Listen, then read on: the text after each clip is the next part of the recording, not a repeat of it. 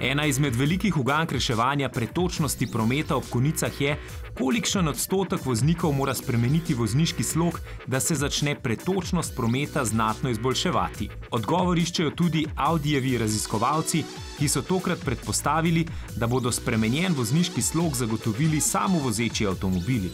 What we first did was to measure the isolated effects of AVs, like autonomous vehicles. So just take a city at home, you would throw self-driving cars in it. How would traffic adapt? And we found out that at least 40% AVs are needed to improve the traffic flow. 40% is a rather high number, actually. It's 4 in 10 cars being autonomous.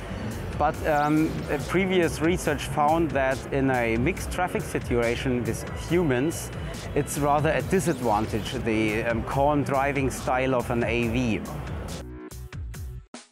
Most of all, it's important to get traffic flowing on intersections, because here the traffic usually stops at a red traffic light.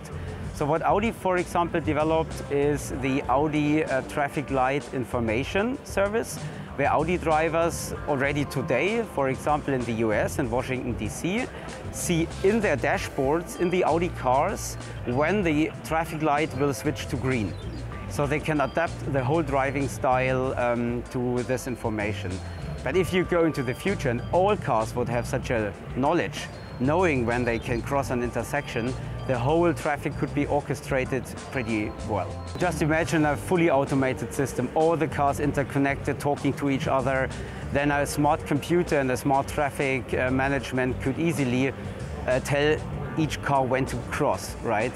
So, but also considering people who want to go over the streets, and it needed to be a very sophisticated, ambitious system then.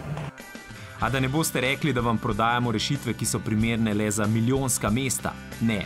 Tokratna Audijeva raziskava prihaja iz domačega Audištada, torej iz mesta, v katerem imajo prebivalci bolj ali manj enake mobilnostne navade kot mi. Ingolstadt is a town with 140,000 inhabitants, but it's pretty nice because traffic here means 4 wheels. We don't have a metro or trains, we just have cars and buses. So it's a pretty nice laboratory to see the isolated effects of cars and the traffic flow.